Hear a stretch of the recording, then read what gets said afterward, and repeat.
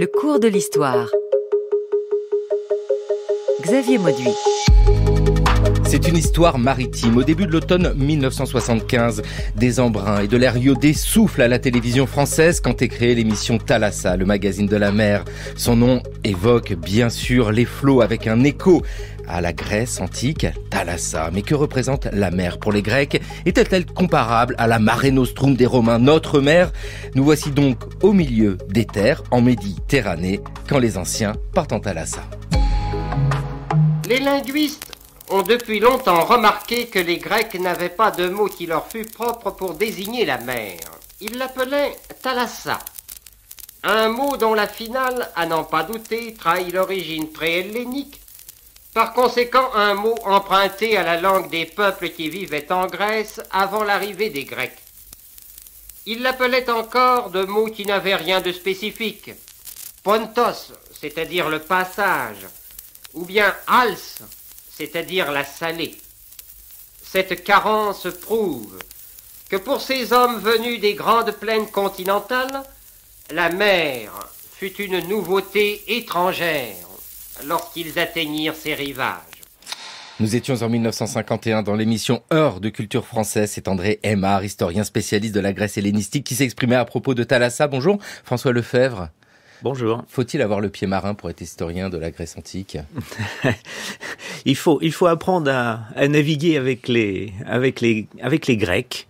Mais je crois qu'il faut tout de suite remettre un petit peu les choses à leur juste place. Nous avons tous en tête les exploits extraordinaires d'Ulysse, intrépide marin. Mais il faut pas oublier qu'Ulysse est au moins aussi fier de savoir labourer un champ que de savoir construire un navire.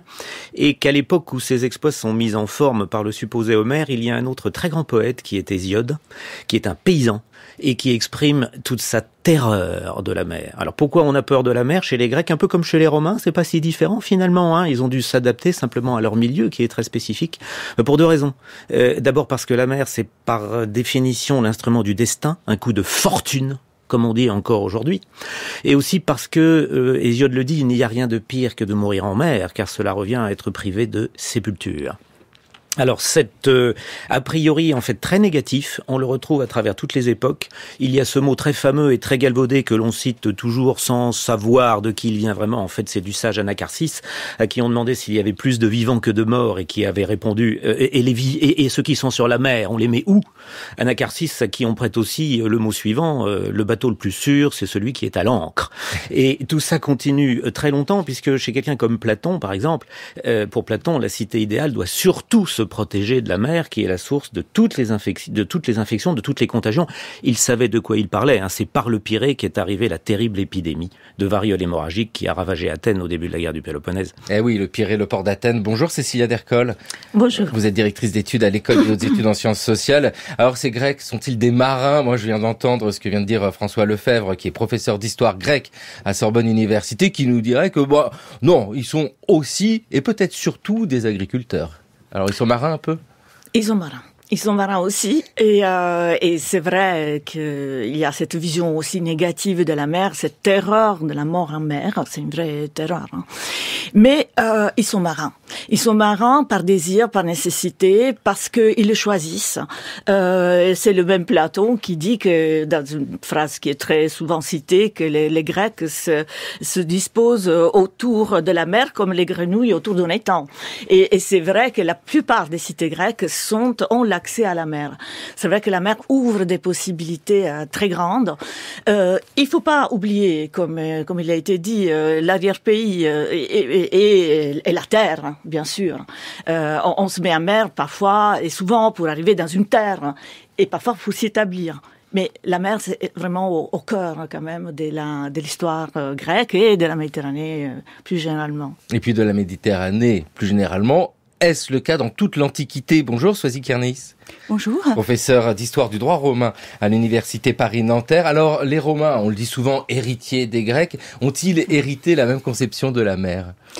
Oui, je pense que les Romains ne sont pas, ils sont marins par nécessité.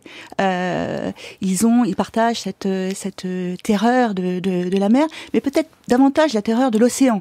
L'océan qui confine vers l'inconnu et peut-être vers le néant. Tandis que la mer Méditerranée, c'est la mer, en revanche, la mer apprivoisée, une mer de partage, la mer de la civilisation, par opposition à l'océan.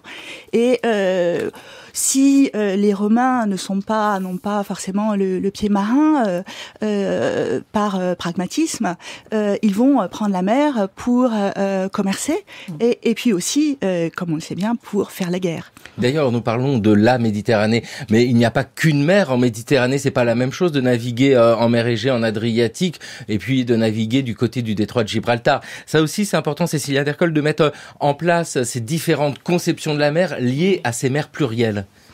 Absolument. C'est Braudel qui disait la mer Méditerranée est en fait une succession de mers. Il avait aussi cette splendide expression, une plaine liquide qui fournit, qui donne la possibilité de traverser, effectivement.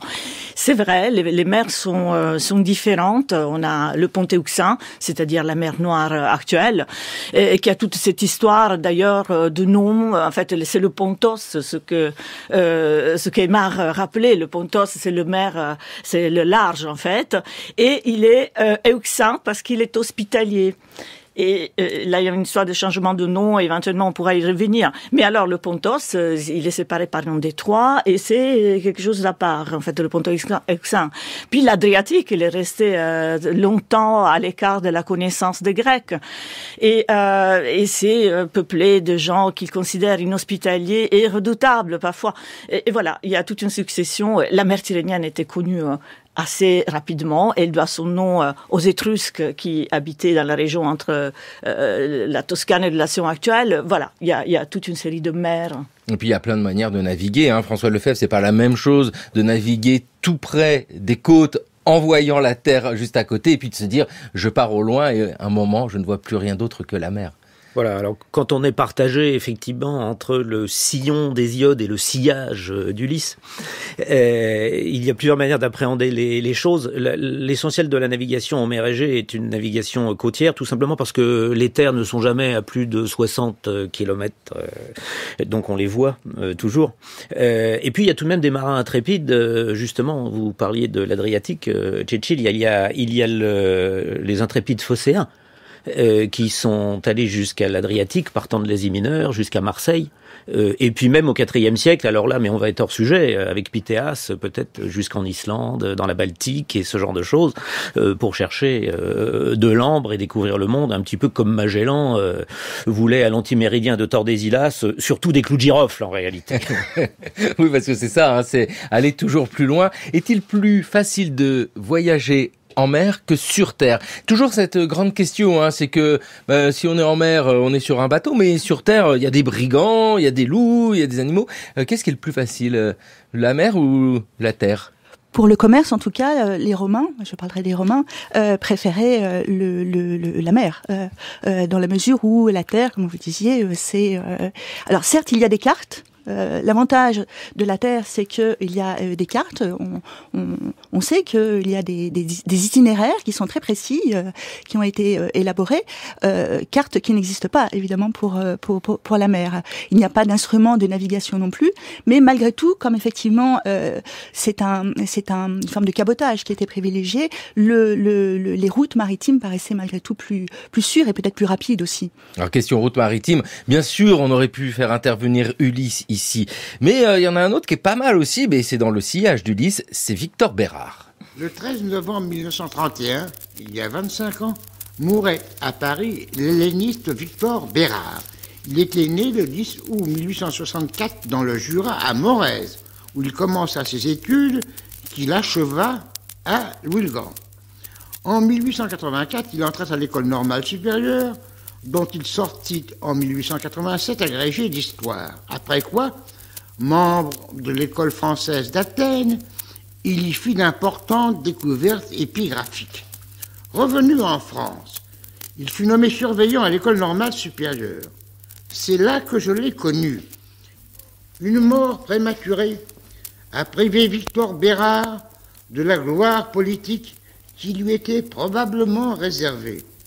Mais la notoriété littéraire lui est d'ores et déjà acquise. Et oui, voilà, c'est un destin absolument étonnant, celui de Victor Bérard, partir du Jura pour aller ensuite sillonner la mer Méditerranée. C'est Gabriel Timori qui s'exprimait ici en 1956 à propos de Victor Bérard, auteur des Navigations d'Ulysse.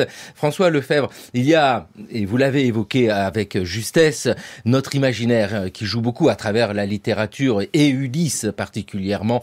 Tout de suite, on s'imagine un peuple de marins. Ça joue beaucoup. Il y a un contraste entre la réalité du vécu et puis ce qui nous est transmis à travers ces textes. Oui, tout simplement parce que ce que les textes nous transmettent, en général, c'est de l'extraordinaire. Le quotidien, même si Homère est assez riche en ce domaine, je dis Homère par commodité. Bon, mais alors les conditions pour revenir sur ce qui vient d'être dit, le voyage sur terre est certes non exempt de risques, mais la navigation sur mer l'est au moins autant. Il y a autant de brigands dans ce milieu insulaire qu'est la mer Égée, les pirates, que sur terre. Et quant aux conditions de navigation, Hérodote raconte cette histoire assez amusante de ce Samien Kolaios qui partit de son île de Samos, voulait se rendre en Égypte et puis qui s'est retrouvé du côté de Gibraltar, en Andalousie, détourné par les vents. Il a fallu Dionysos pour transformer les pirates en dauphins, selon le mythe. Bref, un voyage sur mer pour les Grecs et je pense aussi pour les Romains, c'est aussi peut-être même surtout un voyage intérieur. C'est ça. Sosie Carnet, c'est pour les Romains, c'est la même chose. C'est ce contraste entre ce qui est raconté et vécu entre les deux mondes très particuliers, celui qui est terrestre et celui qui est maritime. Oui, bien sûr. Je l'ai rappelé, les Romains ont une forme de terreur de la mer. Mais je parlais du commerce, c'est-à-dire que effectivement les routes maritimes sont malgré tout considérées comme plus rapides et plus sûres, même si évidemment les pirates sont là et sont menaçants, c'est sûr. François Lefebvre. Juste rappeler ces deux vers parmi les plus célèbres de toute la littérature latine, chez ce très grand poète qui est Lucrèce, Suave mari magno, turbantibus aequora ventis, et terra, qu'il est doux, quand on est sur la terre, d'observer les peines de celui qui est en difficulté sur la mer, troublé par les vents. Et d'une manière générale, d'ailleurs, la recherche actuelle réévalue considérablement le transport par voie terrestre. Les Romains sont aussi ceux qui ont construit les voies romaines, il ne faut tout de même pas l'oublier. Cécile Adercol, il y a vraiment ici l'importance du commerce, même sans l'avancer dans mes questions, ça vient naturellement, parce que c'est ça aussi. Aller sur l'eau, on l'a dit, c'est peut-être parfois plus facile qu'aller sur terre, peut-être moins dangereux, même s'il y a toujours les tempêtes et les risques. Puis ça permet de transporter des charges très lourdes. Complètement. Et de toute façon, ça reste, malgré les risques qui sont évidemment partagés, parce qu'il y a des prédants de terre, comme il y a des pirates, et la piraterie est bien connue depuis l'époque homérique. En fait, elle rentre vraiment dans la littérature et puis et n'en sort jamais pratiquement.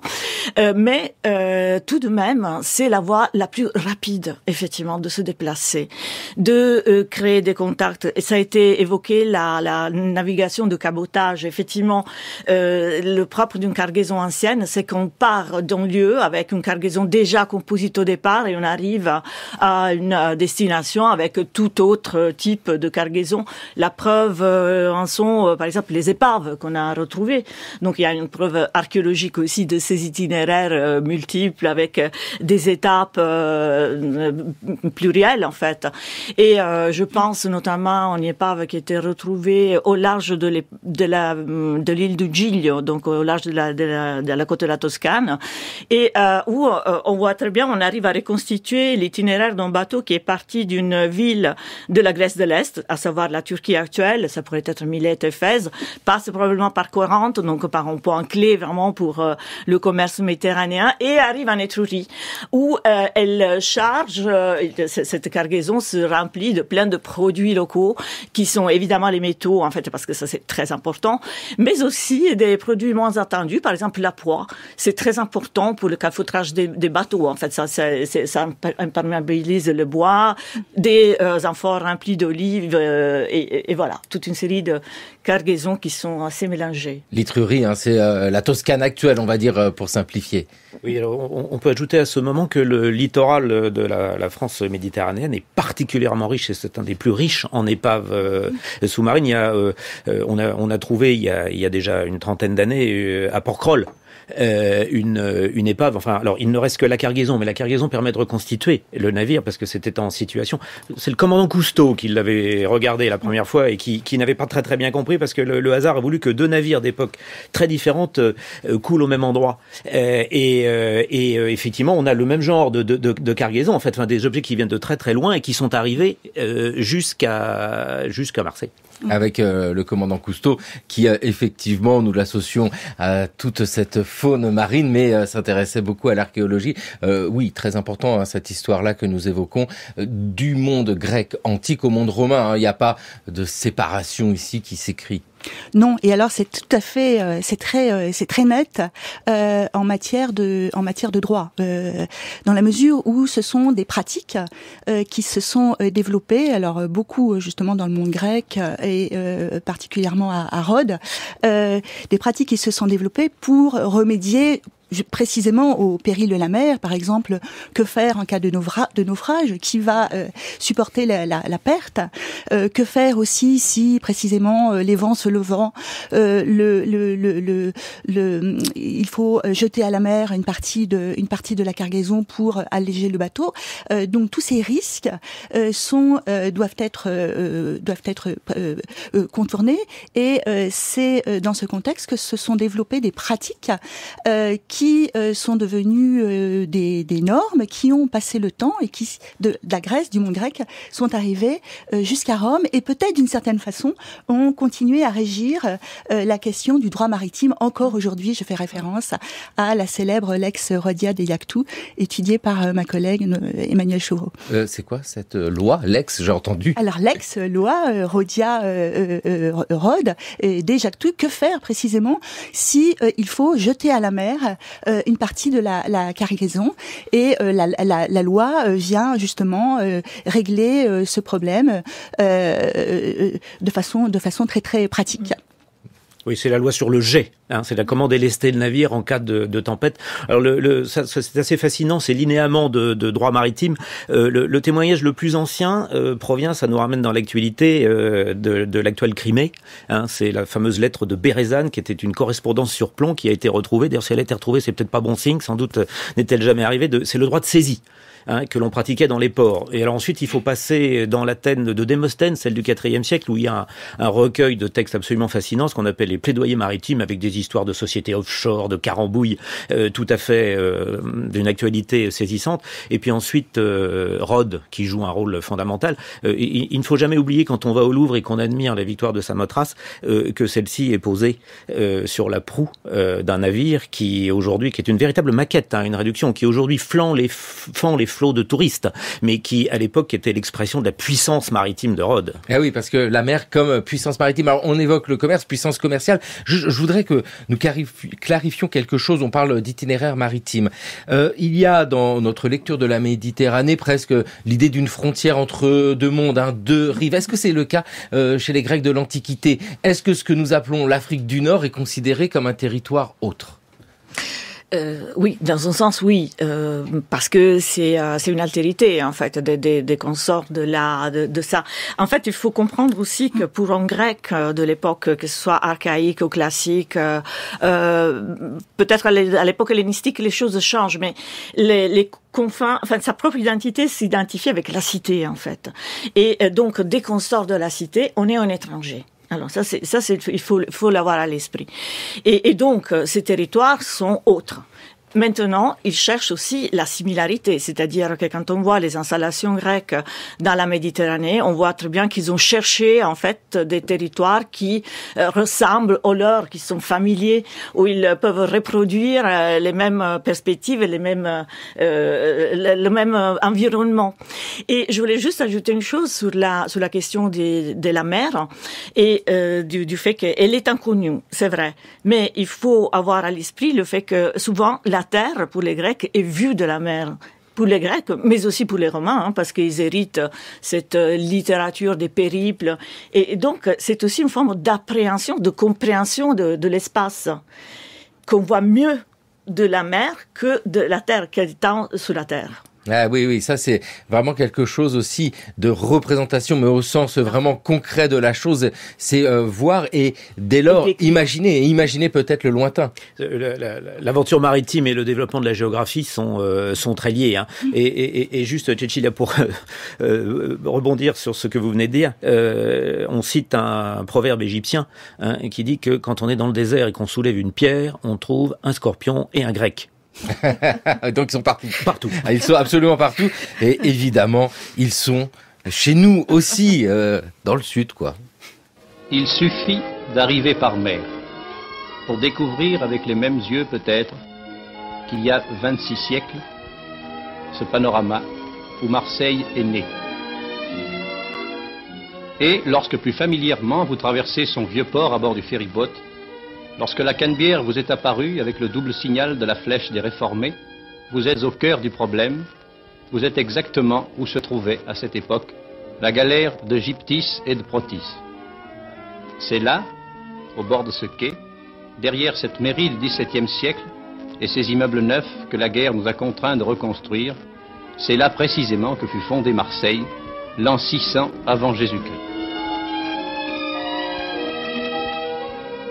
Et au bas de ce fleuve international, de ce boulevard du monde qu'est la Canebière, et qui fut jadis un tout petit ruisseau bordé de chanvre, une plaque de bronze rappelle aux passants que précisément ici des marins grecs ont abordé, venant de Phocée pour fonder Massalia.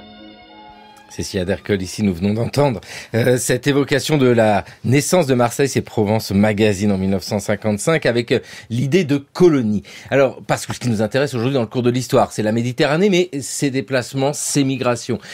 C'est quoi le concept de colonie dans la Grèce antique ?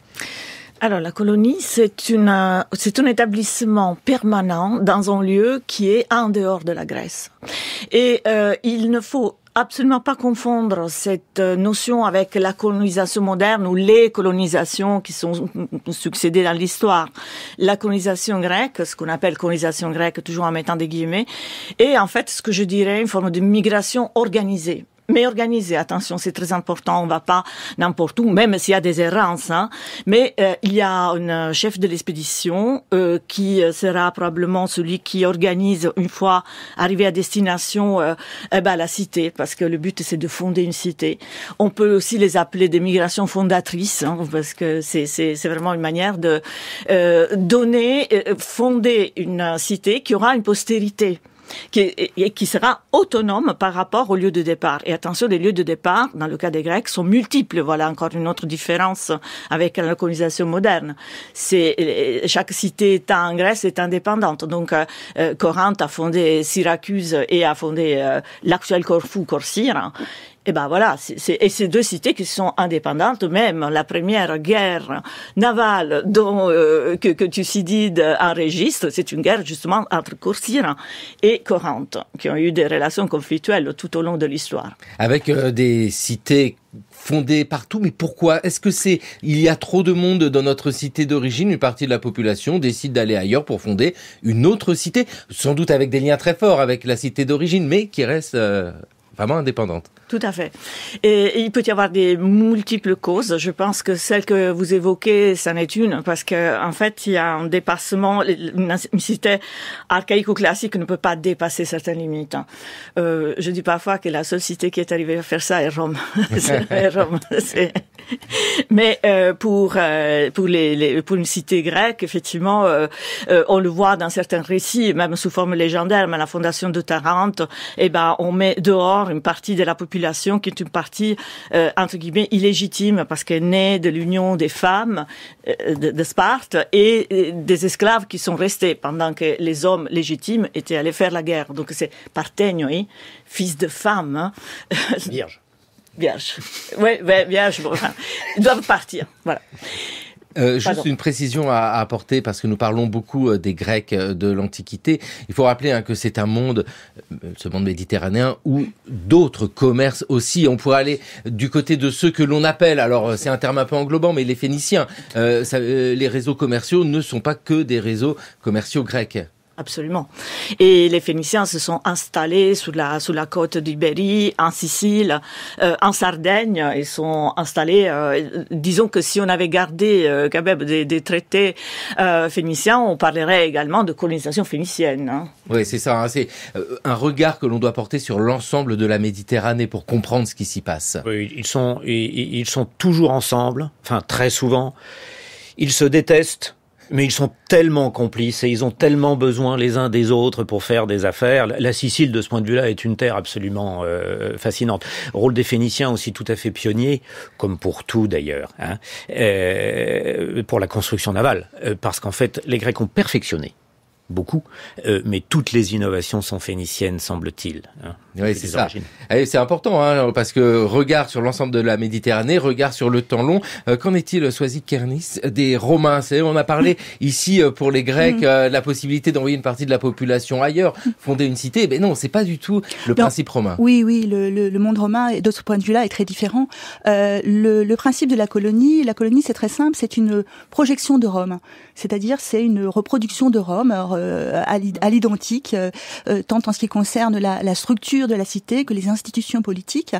Donc, c'est une façon de créer de nouvelles Roms ailleurs, mais bien souvent dans des terres qui ne sont pas forcément déjà bien exploitées. Je pense par exemple notamment aux colonies de vétérans. C'est-à-dire, c'est une forme d'expatriation. Hein, et des vétérans sont assignés dans une colonie pour mettre en valeur Rome et aussi pour diffuser la culture romaine et la culture juridique, pour diffuser les mots du droit romain, le mot commercium par exemple. Alors je pense que oui, le monde grec est animé de forces centrifuges, là où le monde romain est plutôt animé de forces centripètes autour de Rome. Mais alors il y a tout de même un effet réseau parfois, semble-t-il. Revenons à nos phocéens là, qui sont allés jusqu'à Marseille. Ils sont aussi allés ailleurs. Ils ont une colonie qui est beaucoup plus proche, qui est Lampsaque, sur les Dardanelles, et il est tout à fait fascinant de voir comment, au début du IIe siècle, on possède un décret pour un ambassadeur. Au moment où Lampsaque est embêté à la fois par un roi séleucide, très menaçant, un successeur d'Alexandre, un lointain, Antiochos le Grand, et également par les Galates, les Gaulois, qui empoisonnent l'Asie mineure à ce moment-là. Et à Lampsaque, on est très désemparé, on envoie un ambassadeur, et le décret nous a conservé tout son itinéraire. Alors il commence par aller à Corfou, pour rencontrer le chef de la flotte romaine, parce qu'il attend du secours de la part des Romains. Et puis, en gros, on se refile un peu la patate chaude, on risque de faire un anachronisme, puis celui-ci l'envoie à Rome. Alors à Lampsaque, on se dit, mais avant d'aller à Rome, il serait bien d'aller à Marseille, la cité sœur, qui va nous introduire auprès du Sénat, parce que les Marseillais sont les amis des Romains. Et puis finalement, il revient à Corinthe. Mais il n'a pas oublié, avant d'aller à Marseille, de demander aux Marseillais, en allant à Marseille, une lettre écrite en gaulois pour essayer d'amadouer les Galates qui sont en Asie mineure, parce qu'il sait que dans la cité sœur de Marseille, on parle le gaulois depuis des générations, ce qu'à Lampsaque, on ne sait pas faire. Bref, c'est une globalisation à l'échelle de la Méditerranée qui est en train de se faire à ce moment-là. Oui, vous avez employé un mot très important, le mot lettre. C'est vrai que pour parler de cette circulation des hommes, que ce soit par mer ou par terre d'ailleurs, il ne faut pas oublier que tous ces voyageurs étaient munis de lettres de recommandation, de lettres d'hospitalité aussi. Donc il y a vraiment ce point sur lequel il faut insister, c'est-à-dire le fait que on n'est pas étranger. L'étranger est très vulnérable. Donc la lettre permet de donner un statut, d'intégrer cette personne dans un réseau de solidarité, d'amitié, et c'est vraiment très important. C'est Adercole. Et oui, je voulais rebondir sur cela parce qu'effectivement, c'est une pratique qu'on voit très bien dans les circulations aussi grecques, c'est-à-dire la question de la protection de l'étranger. Évidemment, le droit romain développe toute une série de mesures. Cela existe aussi, et y compris des traités, à l'échelle politique, effectivement. Le premier traité entre Carthage et Rome s'y fait à la fin du VIe siècle. Et au niveau individuel, il y a aussi individuel, mais reconnu publiquement, il y a des figures qui se créent. Par exemple, celui du proxène, qui est donc dans une cité, celui qui représente une communauté étrangère. Si on voulait le comparer avec un peu d'anachronisme, en fait, en terminologie courante, on pourrait dire un consul. Il représente les citoyens d'une autre communauté. Et on les connaît par des inscriptions, des monuments, etc. Et les lettres auxquelles vous faites référence sont très importantes. Malheureusement, on les a perdues, mais certainement, elles existaient, elles sont citées parfois. Et de toute façon, il y a d'autres moyens de nouer ces relations, même ces binômes. Par exemple, ce qu'on appelle les tessere hospitalis, c'est-à-dire des sortes de sceaux, en fait, qui donnent le nom d'un citoyen qui, dans une autre cité, est en relation de commerce, de partenariat avec celui qui arrive. Oui, c'est l'origine. Enfin, c'est un des emplois du terme symbole, en fait. Hein. Oui, les symbola, ce sont ces conventions de droit international privées, mais chapeautées par les communautés. Hein, et donc, ce sont deux morceaux d'une pièce qu'on a cassée, et en les réunissant, on a la preuve de la connaissance. Ça permet de contrôler l'identité, ce qui est une question très très délicate à cette époque-là. Mais d'une manière générale, je crois qu'il faut insister sur le fait que l'information circulait très vite, beaucoup plus vite qu'on ne pense dans cette Méditerranée antique. Et je crois que les ports sont notamment l'un des endroits où où l'information circule avec une grande vitesse, et avec aussi des mensonges, des bruits qui courent. Ça existait, et cela a provoqué effectivement des phénomènes de spéculation, par exemple. Mais je pense que c'était très important. Par exemple, tout à l'heure, il a été cité des sociétés offshore, etc. En fait, une question très importante qui se pose, que nous connaissons au moins pour l'Athènes du IVe siècle, c'est la question du prêt maritime. Et le prêt maritime, c'est quoi? C'est des citoyens qui se réunissent pour prêter de l'argent et faire un investissement qui permet une expédition. Or, on voit par les oraisons de Lysias, de Démosthène, dans le corpus des oraisons, des plaidoyers, on voit que souvent, ces personnes à qui on prête, ces marchands, sont des étrangers. Or, on ne prête pas à un étranger si on n'est pas déjà en relation de complicité, de partenariat, de connaissance. Oui, ça c'est un point vraiment très très important. Aujourd'hui encore d'ailleurs, la question de la confiance, de la fidesse, de l'honneur, de la réputation, tout ce monde marchand, et pour tout ce monde marchand, c'est vraiment un point fondamental. Et c'est à partir de l'honneur, c'est à partir de la fidesse que peuvent être nouées des relations, des contrats de bonne foi, des relations de confiance. Vous avez parlé du prêt maritime.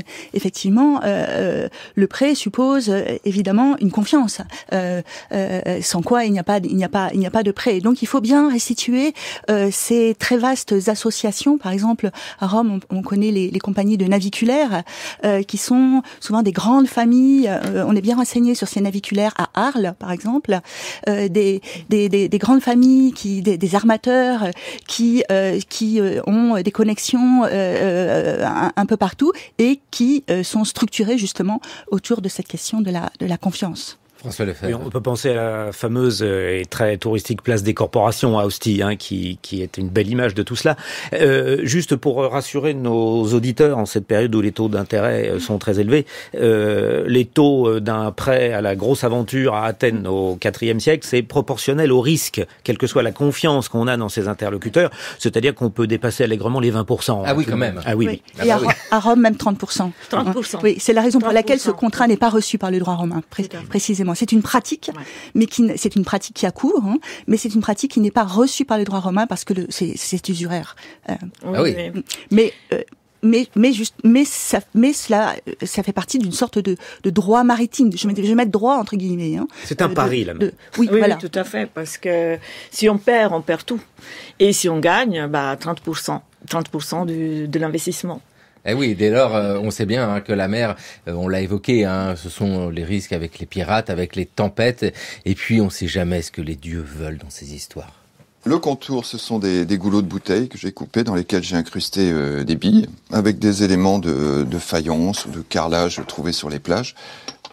Un quart d'heure de prise dans le béton, un peu de nettoyage, et l'œil est prêt à rejoindre sa destination. Aujourd'hui, Landévennec. L'objectif de Pierre Chanteau, c'est de faire le tour du littoral finistérien avec son œil, inspiré par la Grèce antique. C'est une évocation des yeux qui étaient peints sur les proues des bateaux de l'Antiquité. Et ces yeux étaient censés protéger les équipages. Hop, là. Tout à l'heure, il sera submergé. Taol Lagad, ça sera un coup d'œil, un clin d'œil. Voilà le journal, en Bretagne évidemment, en 2019, avec cette idée aussi, on le sait bien, de chance. Le commerce, on fait tout pour qu'il y ait un minimum de risques, mais on ne sait jamais, les aléas. Qu'en est-il du regard un peu divin sur cette mer? Alors chez les Grecs dans l'Antiquité déjà, parce qu'ils sont omniprésents, ces dieux. Complètement. Et je pense que ça se relie aussi à cette notion très importante que vous évoquiez, la fides, piscis pour les Grecs. La confiance se base aussi sur le fait qu'on partage des cultes, en fait, qu'on peut traduire une divinité. Moi, je dis toujours que c'est la force du polythéisme, la plasticité du polythéisme. Une divinité peut être traduite dans une autre. Un exemple vaut pour tous, Melkar, phénicien, Héraclès, Hercule, grec, romain. Et donc, on reconnaît, comment dire, une protection partagée, en quelque sorte. Et ça, c'est une première. L'autre, ça relève des rituels, évidemment. En fait, il y a des rituels de navigation, on s'arrête, on a des étapes. La mer Adriatique, elle a beaucoup de grottes. On a évoqué les dangers de la navigation en Adriatique. Elle était particulièrement redoutée, cette mer. Il y a beaucoup de grottes qui témoignent de la visite des marins, où il y a le capitaine de l'équipage qui fait une dédicace pour tout l'équipage, pour les sunnautes, et c'est une pratique qu'on retrouve dans le Salento, dans la petite île de Palagruza, au milieu entre qui est dalmatienne maintenant en fait, mais dalmatienne croate, excusez-moi. Et donc voilà, ce sont les rituels aussi, et puis toute une série de superstitions en fait. Et puis qu'on retrouve chez les Romains. Qu'on retrouve chez les Romains, mais qu'on retrouve encore aujourd'hui. Et là, il y a vraiment une récurrence. De la même façon que pour ces pratiques maritimes dont on parlait tout à l'heure, en ce qui concerne la superstition, toute personne qui est montée sur un bateau sait qu'il y a un certain nombre de mots à ne pas dire. Le mot lapin, par exemple, aujourd'hui.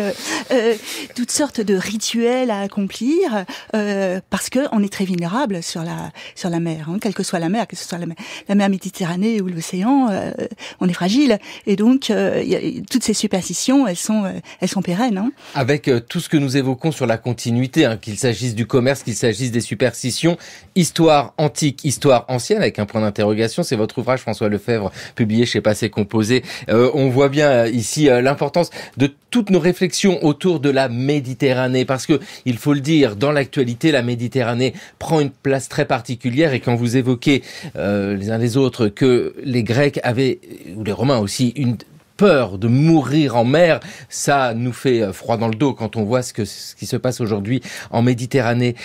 Cette Méditerranée, cette terre du milieu, à partir de quel moment on commence à la concevoir comme la terre au milieu? Est-ce que c'est déjà une conception grecque du monde? Non, justement, je ne crois pas, dans le sens qu'effectivement, il n'y a pas un nom. On l'a entendu dans le passage initial. Il n'y a pas un seul nom pour les Grecs pour dire la mer. Et c'est la mer à côté de chez nous. Ou alors, voilà, plusieurs mers. Non, cette idée de la Méditerranée au milieu des terres, je pense que c'est une idée qui s'affirme avec l'Empire romain, et même assez tard, plutôt. Oui, on le voit bien sur les cartes.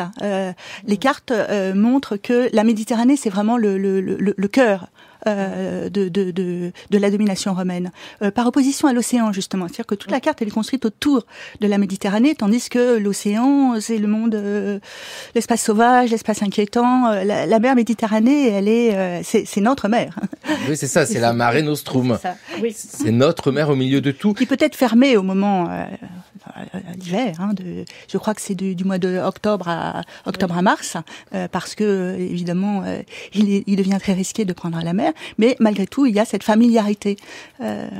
Et puis avec toute cette question d'accueil, accueil de l'étranger, qui est l'étranger, qui est l'autre, François Lefebvre, dans votre ouvrage Histoire antique, Histoire ancienne, je rappelle, il y a un point d'interrogation, il y a toute la réflexion sur les élans humanitaires, la solidarité. Est-ce que c'est quelque chose qui peut se concevoir dans l'Antiquité? Comment ça se conçoit? Alors c'est arrivé, il y a plusieurs cas. Je voudrais rappeler, d'ailleurs ça fait la transition avec ce que nous venons de dire, les Grecs ont plein de divinités protectrices de la navigation. En réalité, toutes s'y collent un jour ou l'autre. Quand il y a la mode des cultes égyptiens, Isis, qui se retrouve dans le delta du Nil, est assimilée comme une divinité protectrice. Artémis, qui tire ses flèches justes, est aussi celle qui dirige les navires justes. Mais il ne faut pas oublier que la divinité marine par excellence, c'est Poséidon. Or, Poséidon n'est pas que la divinité marine. Poséidon est la divinité de tout ce qui est invisible, de tout ce qui est en dessous. Donc c'est aussi le dieu qui protège des tremblements de terre, qui sont aussi effrayants qu'une tempête, voire plus. Alors, comme l'information circule assez vite, quand il y a un séisme, par exemple, on peut venir à l'aide d'une cité amie ou de laquelle on veut se faire bien voir. Alors ça a été illustré encore par les Rhodiens en 228 avant notre ère. Les Rhodiens, nous dit Polybe, l'historien Polybe, qui ont été si habiles qu'ils ont fini par retourner la catastrophe qui les a frappés en énorme avantage. Tout le monde rivalisant d'ardeur pour secourir les Rhodiens, leur faisant tous les cadeaux possibles et imaginables. C'est une véritable souscription internationale. Enfin, tout le monde se précipite. Mais on a aussi le souci de le faire savoir, c'est-à-dire de consacrer, de laisser à Rome des monuments commémorant l'aide apportée par un tel et un tel. Et ce sont des comportements, c'est presque le devoir d'ingérence, qui existe à cette occasion. Avec l'idée même d'hospitalité qui n'est sans doute pas la même qu'aujourd'hui. Oui, tout à fait. C'est-à-dire que la xénie, c'est le mot grec, c'est une forme de relation personnelle, mais très codifiée. C'est-à-dire qu'elle rentre dans des contraintes, je veux dire. Déjà, cette xénie s'établit à un niveau social assez horizontal. Et en plus, elle constitue une sorte de contrainte par les deux personnes qui s'y engagent, les deux individus qui s'y engagent. Si on a fait un don un jour, on aura droit au retour. Mais pour revenir sur cette question de xénie, en fait, on est un très bel exemple. On l'a dans l'Odyssée. En fait, lorsque Nausicaa voit Odyssée dans une situation assez épouvantable pour une jeune femme de bonne famille, et elle dit attention, il faut aller, il faut le secourir. Elle dit à ses compagnes qui sont effrayées, il faut le secourir parce que c'est un étranger. Et il arrive tout couvert d'algues, tout nu, et non, il faut lui pourvoir des vêtements, etc., parce que c'est un étranger. Et je voulais juste ajouter un autre élément, parce qu'on parle d'actualité, le récit de Flavius Joseph, qui arrive à Rome à l'époque de Néron, après une traversée épouvantable de la mer, et il raconte, nous étions, 600 sur un bateau, nous avons fait naufrage, les 100 plus jeunes sont arrivés à nager jusqu'à la côte. Et puis, il a une belle fortune, parce qu'il est tout de suite accueilli à la cour de Néron. Eh oui, et c'est cette histoire-là qui fait une réflexion sur la continuité avec Néron. On est au 1er siècle après Jésus-Christ, parce que cette notion d'hospitalité telle que Cécilia Dercol vient de nous la présenter pour la Grèce antique, est-ce qu'on va la retrouver dans la Rome antique? Oui, le contrat d'hospitalité, mais c'est une hospitalité sous condition, comme vous l'avez rappelé, et c'est une hospitalité qui est aussi limitée dans le temps. C'est-à-dire qu'il il faudrait pas imaginer une hospitalité généreuse. Non, c'est une hospitalité qui ne vaut que pour une période déterminée et sous des conditions déterminées également. Parce que fondamentalement, malgré tout, on se méfie de l'étranger. On se méfie de l'étranger parce qu'il n'a pas justement de solidarité, parce que on ne sait pas à qui il est. Donc cette hospitalité, il ne faudrait pas non plus trop l'extrapoler. Oui, voilà, dès qu'on le connaît, l'étranger est chouette. Un passage parallèle, puisque nous étions dans l'Odyssée avec Tchétchil, il y a ce passage très célèbre, à tel point que Thucydide le commente. C'est lorsque Télémaque, au début de l'Odyssée, est parti à la recherche de son père disparu. Il arrive chez le vieux roi Nestor, à Pylos, et la première réaction de Nestor, c'est d'aller au-devant du jeune Télémaque, mais de tout de suite lui demander « Qui es-tu, étranger? Ne serais-tu pas un pirate ?» Ah oui. Il commence comme ça. Et puis après, évidemment, tout se finit bien, en rire et chanson. Mais... Voilà, non, c'est ça. C'est le pauvre Télémaque à la recherche de son père Ulysse. Ce sont tous ces textes qui nous conduisent à réfléchir à la mer dans l'Antiquité. Et parmi ces textes, il y a l'Énéide.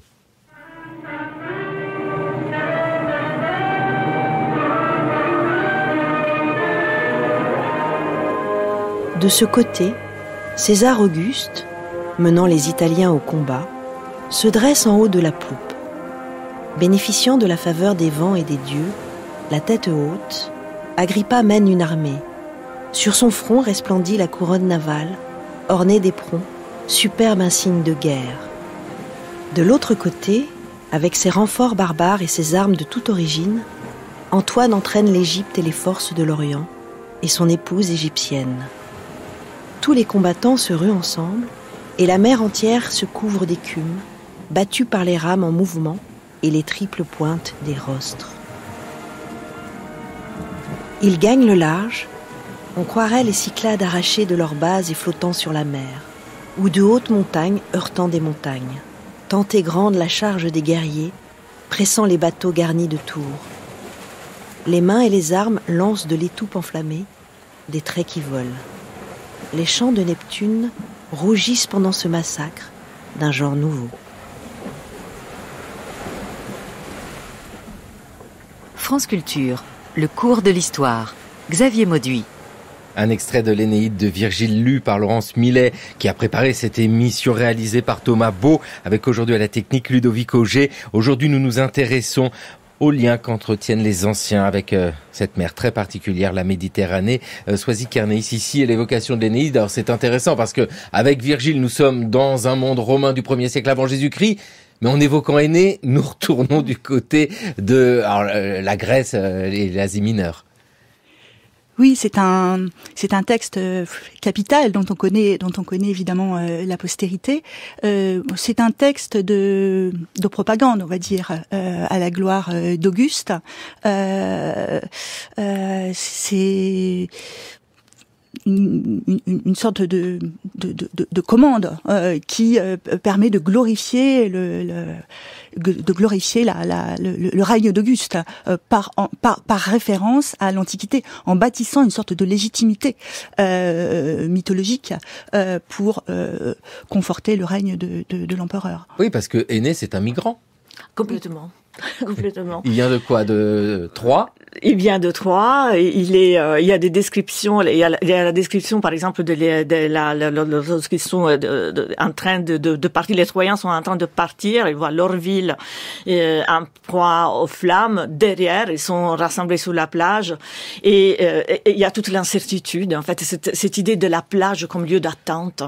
Et avant de s'embarquer, ça nous fait des échos très très récents. Hein. Je veux dire, regarder l'horizon, l'inconnu, mais partir. Et partir dans une errance. On sait bien que Énée, comme Ulysse, elle a beaucoup erré. Et arriver finalement dans un lieu dans lequel, oui, d'accord, on fait la guerre avec le peuple local, mais en fait, on fait aussi des alliances de mariage, et puis encore cette fondation, qui est finalement le seul vrai mythe de Rome. Hein. C'est le mythe de fondation venu d'ailleurs. Hein, Toujours ça, hein, toujours cette idée, le migrant, celui qui vient d'ailleurs, saveurs fondent quelque chose et ça crée un plus à ce monde méditerranéen. Ouais, je vais encore renverser un tout petit peu la perspective, mais après tout, quand on s'embarque, on ne sait jamais où on arrive. Hein. On a parlé tout à l'heure de la colonisation grecque archaïque. Il est amusant de voir comment Hérodote fait en réalité des gens de l'île de Terra, qui finalement vont fonder Cyrène en Libye, promis un si riche avenir, il en fait parmi les premiers réfugiés climatiques de l'histoire, puisque à l'entendre, ils ont dû partir à cause de sécheresses répétées. Mais ce qui est amusant, c'est qu'ils vont en Afrique, sur les rivages africains, c'est-à-dire que c'est le voyage inverse, et encore une fois, Cyrène a été une des cités les plus prospères de l'Antiquité grecque. Alors, est-ce que l'idée de migration est valable pour l'Antiquité ? Est-ce que le mot de migration, vous pourriez l'utiliser pour parler ? Alors, on va commencer par la Grèce antique. Oui, je pense qu'on peut l'utiliser. Même si le mot n'existe pas en grec, on sait que c'est un mot latin, en fait, et qu'il y a toute une série de significations en latin. Mais le fait existe. On peut certainement l'utiliser. Et à ce sujet, alors, il y a une phrase d'Épictète, qui est un philosophe, donc, du deuxième siècle. Il a vécu entre 40 et 120 après Jésus-Christ, et qui est lui-même, un exemple de ces migrations, parce qu'il a été fait esclave à Hiérapolis, donc, encore une fois en Asie mineure, il arrive à Rome et à Rome il s'introduit vraiment à la cour impériale. Et il dit, le propre de l'homme est de voyager, l'homme n'est pas fait pour prendre racine. Et c'est très intéressant, oui, il voyage sous contrainte d'ailleurs, très difficile d'établir parfois si on voyage sous contrainte, on a rappelé les contraintes climatiques, ou par désir.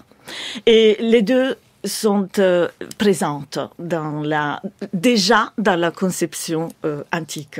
Et dans la Rome antique, Soisy Kernéis, vous êtes l'autrice de La Justice en vérité, une histoire romaine du dire vrai, publiée chez Dalloz, avec ici... C'est vrai, on l'a dit, c'est pas exactement le même monde. La notion de colonie n'a pas la même portée, n'a pas le même sens. Oui, et alors le mot évidemment migrare, c'est un mot latin. Alors, mais là je vais parler un petit peu de l'historiographie. C'est-à-dire que dans l'histoire de Rome, l'histoire de Rome telle qu'elle a été faite, postulait bien souvent une cité, un État sédentaire, par opposition à un monde des peuples et des tribus nomades. Et donc, le concept de migration n'a pas été vraiment utilisé pour concevoir l'histoire de Rome, et c'est d'ailleurs très révélateur que l'on parlait des invasions barbares. Aujourd'hui, le mot migration est beaucoup plus utilisé, et c'est intéressant parce que justement, cela permet de restituer l'importance de la mobilité et de casser un peu ces préjugés. C'est-à-dire de bien voir que, à Rome aussi, on bougeait, et que le monde des tribus, comme on le dit, n'était pas forcément d'ailleurs tout à fait aussi nomade qu'on ne peut le postuler. Donc je pense que c'est important de rappeler cela aussi. Le voyage d'agrément existe aussi. Le célèbre législateur Solon à Athènes au début du VIe siècle, une fois qu'il a fini sa mission politique, s'embarque pour l'Égypte, Katemporian pour faire du commerce, Amakai Théorian, et aussi pour visiter et puis pour s'instruire. Les Romains n'en parlons pas. Alors le grand tour, c'était quelque chose d'important. Oui. Et puis les étudiants voyageaient, les étudiants, je sais, oui. Et les militaires. Et les historiens. Et les historiens aussi. Ils étaient des géographes. Et les philosophes. Et oui, mais c'est ça, parce que nous savons que la construction de la réflexion s'appuie sur l'échange. Donc pour échanger, il faut voyager. Et c'est vrai que les militaires voyagent beaucoup. On a évoqué dans toute cette émission plein de batailles de ci, de là, mais c'est ça aussi, cette histoire de la Méditerranée. Il y a une volonté de contrôler la Méditerranée, de contrôler la mer. Oui, c'est la thalassocratie, ou l'aspiration à la thalassocratie, qui remonterait à Minos, c'est-à-dire à une civilisation pré-grecque. Il y a plusieurs relais dans l'histoire. L'épisode, le moment le plus important étant certainement la thalassodémocratie athénienne des 5e et 4e siècles, qui est une aventure tout à fait extraordinaire, qui est une expression de puissance, d'impérialisme, qui voit naître la notion de géostratégie en réalité. Le blé ukrainien, il était tellement important pour les Athéniens du 4e siècle, et c'est aussi un programme politique. Puisque si on fait un raccourci un peu rapide mais parfaitement légitime, le peuple de l'Aram est né de l'aventure maritime athénienne, et la démocratie puise ses racines sur les bancs des trières, véritablement. Oui, parce que ce ne sont pas des esclaves, contrairement à une image souvent répandue. Au contraire, à Athènes, ces rameurs, ce sont ceux qui participent à la vie de la cité. Vous venez de citer Minos, ça me permet d'évoquer Naissance de la Grèce antique de Minos à Solon. C'est l'ouvrage auquel vous avez participé, chez la belle collection des mondes anciens, chez Belin, Cécilia d'Ercole. Ce monde méditerranéen a des échos sans cesse à l'actualité. Vous avez, Cécilia d'Ercole, parlé du pont Euxin, accueillant. Alors, accueillant pourquoi? Parce que la mer n'est pas trop menaçante, c'est ça? Parce que, surtout, il y a des populations qui peuvent vous accueillir. C'est pour ça cela. la question, c'est les liens entre les peuples, les gens et ceux qui peuvent accueillir, ceux qui repoussent. Et c'est vraiment on gage une possibilité de faire ces circulations le long des côtes, de s'arrêter, de faire du commerce, d'échanger des idées.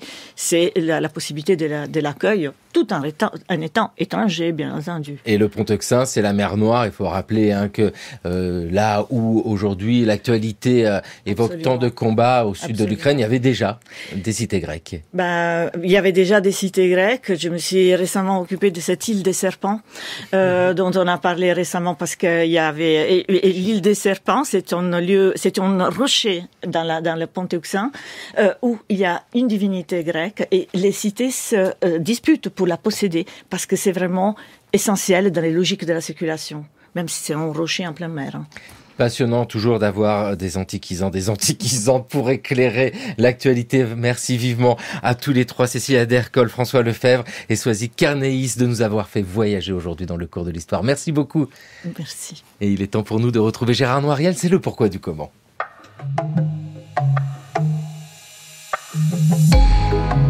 Pourquoi faire l'histoire des femmes à barbe? Le musée de l'hôpital de Tavera, à Tolède, possède un tableau de José de Ribera intitulé « La femme à barbe » qui date de 1631. Dès cette époque, cette particularité physique qui résulte d'un dérèglement hormonal, appelé l'hypertrichose, a fasciné les foules.